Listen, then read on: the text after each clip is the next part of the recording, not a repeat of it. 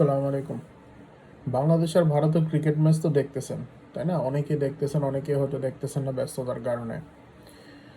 কিন্তু আম, গত কয়েকদিন আগে আমি একবার বলছিলাম যে বাংলাদেশ এই দলটাতে আসলে নাজমুল হাসান শান্ত কেন, মানে এই প্রশ্নটার উত্তর আসলে এখন পর্যন্ত আমার কাছে জানা নাই। আর আপনি বলতে পারেন যে সব ব্যাটসম্যানই তো ব্যর্থ হয়েছে, নাজমুল হাসান শান্তর একারই বা কি দোষ, তাই না?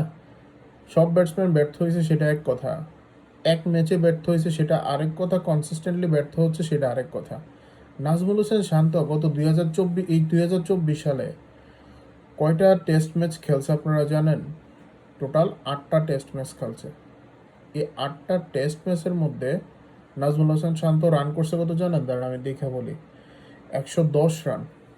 একজন টপ অর্ডার ব্যাটসম্যান, দলের ক্যাপ্টেন, 1 বছরে 8টা টেস্ট ম্যাচ এখন পর্যন্ত খেলছে, এটা সম্ভবত 9 নম্বর টেস্ট ম্যাচ চলছে। সে রান করছে 110 রান। আমি জানি না বিচার আপনারা করেন বা বুঝার আপনারা বুঝেন সে আসলে কোন কোটা জাতীয় দলে খেলতেছে, তাও আবার ক্যাপ্টেন হয়ে গেছে গা। মানে আপনি চিন্তা করতে পারতেছেন কত ব্যর্থদেরকে দিয়ে আসলে এই দলটা পরিচালনা করা হচ্ছে। নাম্বার 2, সাকিব আল হাসান, যার কথা না বললেই নয়, তাকে আমি বিশ্ব চিটার মনে করি। ব্যক্তি হিসাবে সে খুবই খারাপ, এ ব্যাপারে কোনো সন্দেহ নাই। বাংলাদেশের বেশিরভাগ মানুষ হয়তো একমত পোষণ করবেন, তার কিছু সো কল্ড সাপোর্টার ছাড়া। সাকিব আল হাসানের একটু স্টেটমেন্টটা দেখিয়ে এই এই বছরের মধ্যে সে কি করছে। তো এই বছর সাকিব আল হাসান টোটাল টেস্ট খেলছে ছয়টা। এই 6টা টেস্টে সাকিব আল হাসান উইকেট নিছে মাত্র 9টা, এবং সে এই 6টা টেস্টে রান করছে মাত্র 121 রান। মানে আপনি চিন্তা করতে পারেন, যাকে আপনারা সুকল সর্বকালের সেরা অলরাউন্ডার ভাবেন, যদিও এটা আমি জীবনও ভাবি না, সে গত 6 ম্যাচে 9 উইকেট আর 121 রান। বাংলাদেশ দল কেন ভুগবে না? এক লিটন দাস তো হ্যার চাইতে বেশি রান করছে এক ইনিংসে। বাংলাদেশ দল কেন ভুগবে না? আপনারা আমার একটা কথা বলতে পারবেন?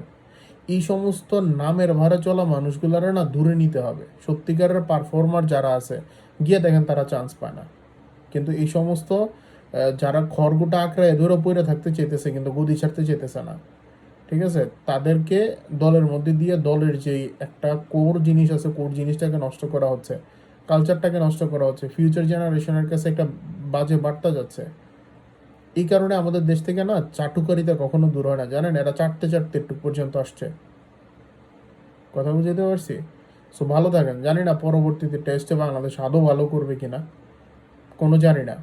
কিন্তু ভালো যদি করেও আইসা আবার আমারে ফিরা বললেন না যে আপনি তো এর আগে বলছিলেন, এখন কেন উল্টাটা বলতেছেন। ভাই, পাকিস্তানে যে 2টা ম্যাচ জিতে আসছে না, ওই 2টা ম্যাচে বাংলাদেশের ফ্লুক ছিল।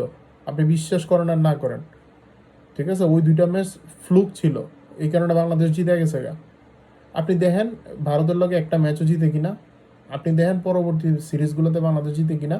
ঘরের মাটিতে না নারা ক্ষেত বানায় সবাই জিততে পারে, ঠিক আছে? এই নারা ক্ষেত আপনি ঘরের মাটিতে বানাইলে ভারতের লগে ভারতের কাছেও আপনি হারবেন। এটা হচ্ছে বাস্তবতা, ঠিক আছে? সময় থাকতে এই জিনিসগুলোর সংস্কার হওয়া উচিত।